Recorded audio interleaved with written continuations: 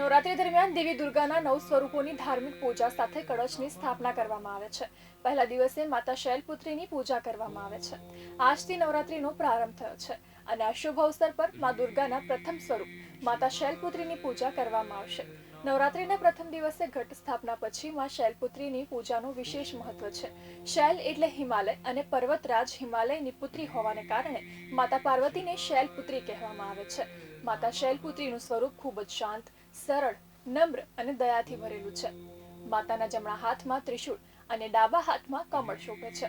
તેઓ નંદી નામના બળદ પર સવાર થઈને હિમાલય પર બિરાજમાન છે. નંદીને ભગવાન શિવનો ગણ માનવામાં આવે છે. તપસ્યા કરનારા માતા શૈલપુત્રી તમામ વન્યજીવોની રક્ષા પણ કરે છે અને સૌંદર્ય અને દયાની મૂર્તિ પણ છે.